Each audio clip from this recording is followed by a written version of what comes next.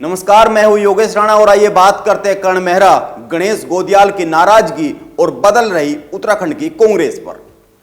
कर्ण मेहरा उत्तराखंड कांग्रेस के नए प्रदेश अध्यक्ष विधिवत बन गए हैं, लेकिन इसको लेकर देहरादून में पार्टी मुख्यालय में हुए आयोजन में पूर्व प्रदेश अध्यक्ष गणेश गोदियाल ने बड़ी कड़वी कड़वी बातें की है।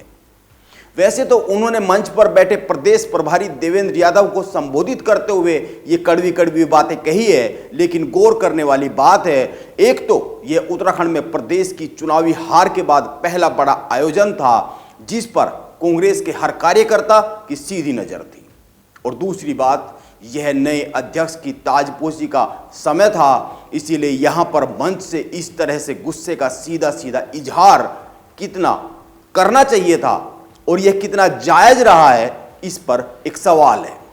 और यह सवाल बनता है, यह सवाल उस समय और भी ज्यादा जरूरी हो जाता है जब उत्तराखंड कांग्रेस में एक के बाद एक खुलकर गुटबाजी की घटनाएं सामने आ रही है।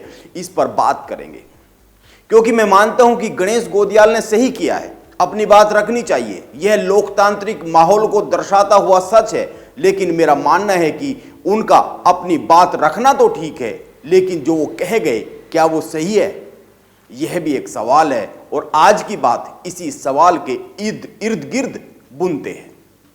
लेकिन पहले यह जानते हैं कि कर्ण मेहरा के कार्यक्रम में कौन 11 विधायक नहीं पहुंचे। इस समय उत्तराखंड कांग्रेस के पास 19 विधायक है। इनमें से आधे से ज्यादा विधायक इस कार्यक्रम में नहीं पहुंचे हैं, जो अपने आप में एक बड़ा संदेश है। कांग्रेस के यहां नहीं पहुंचने वाले विधायकों में 1 प्रीतम सिंह, 2 ममता राकेश, 3 राजेंद्र भंडारी, 4 विक्रम सिंह नेगी, 5 फुरकान अहमद, 6 मयूक मेहर, 7 मदन सिंह बिष्ट, 8 खुशहाल सिंह अधिकारी, 9 तिलक राज बहेड़, 10 गोपाल सिंह राणा और 11 हरीश धामी। ये 11 नाम है जो इस कार्यक्रम में शामिल नहीं हुए। इसके अलावा यशपाल आर्य, भुवन कापड़ी, अनुपमा रावत, मनोज तिवारी, आदेश चौहान, सुमित हृदेश, वीरेंद्र रवि बहादुर इस आयोजन में शामिल हुए हैं। कौन क्यों शामिल हुआ और क्यों शामिल नहीं हुआ, इसका गणित कुछ ही दिन में खुद ब खुद सामने आ जाने वाला है। इसीलिए बात करते हैं गणेश गोदियाल के गुस्से पर। गणेश गोदियाल ने इस खुली सभा में देवेंद्र यादव के जरिए कांग्रेस के नीचे से ऊपर तक के लोगों को कई चुभते हुए संदेश दिए हैं। पहली बात, उन्होंने कहा मैं तो इस्तीफा देने के लिए तैयार था, लेकिन उस समय तो मना कर दिया गया, लेकिन बाद में मीडिया में यह प्रचारित किया गया कि इस्तीफा लिया गया है, मैंने दिया नहीं है। गणेश गोदियाल ने देवेंद्र यादव से भरे मंच से सीधे सवाल किए। उन्होंने कहा क्या मैं इस उम्र में कंडम हो गया हूं। गणेश गोदियाल ने चुनौती भरे अंदाज में कह दिया कि हम आज भी जहां खड़े हो जाए वहां से लाइन शुरू होती है। गणेश गोदियाल ने और भी कई बातें कही है, दुखी मन से कही है। उन्होंने बताया कि उन्हें केवल 7 माह का कार्यकाल मिला, जिसे उन्होंने पूरी ईमानदारी से निभाया, लेकिन जिस प्रकार से उन पर लांछन लगाए गए, उनकी ईमानदारी पर सवाल खड़े किए गए, उससे उनके दिल को ठेस पहुंची है। इसके बाद उन्होंने यह भी कहा कि लेकिन यह मंच उसके लिए नहीं है। गणेश गोदियाल ने एक और बड़ी बात कही, और मेरा मानना है कि उनकी सारी बातों का जवाब इसी बात से शुरू होता है, इसी बात में समाया हुआ है। गणेश गोदियाल ने मंच से कहा अगर वह पार्टी के हित में कहीं स्थानों पर चुप नहीं रहते तो उन्हें आज कमजोर नहीं माना जाता। यानी वो कह रहे हैं कि वो कमजोर रहे हैं, उनको कमजोर माना गया है। मैं इसी लाइन से गणेश गोदियाल की बात को शुरू करना चाहूंगा। गणेश गोदियाल की सारी बातें सही है, लेकिन एक सवाल का जवाब क्या है, यह गणेश गोदियाल को सोचना पड़ेगा। गणेश गोदियाल अपने 7 माह के पूरे कार्यकाल में एक बार भी ऐसा नहीं दिखा पाए जिससे साबित होता कि वो हरीश रावत की छाया से बाहर है। उन पर हरीश रावत की छाया हरदम साफ साफ दिखती रही है, जिससे कांग्रेस के एक गुट को बढ़त मिलती रही है। राजनीति में हर बात कही नहीं जाती है, राजनीति में परसेप्शन बड़ी चीज होती है, और गणेश गोदियाल को लेकर यह परसेप्शन शुरू से ही बना कि वो हरीश रावत की हाँ में हाँ मिलाने वाले प्रदेश अध्यक्ष है।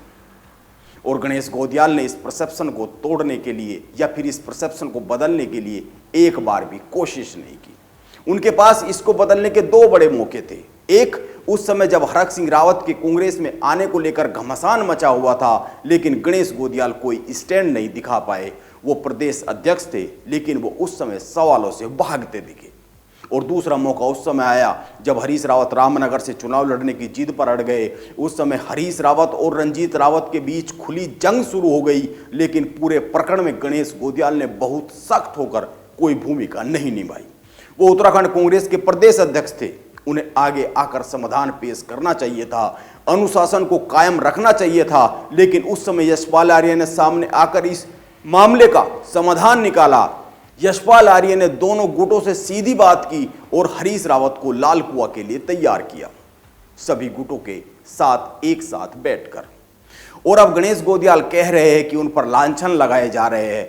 बहुत से कारण हैं उन पर प्रश्न चिन्ह खड़े करने के लिए, और गणेश गोदियाल को इन सारे प्रश्न चिन्हों के जवाब देने चाहिए।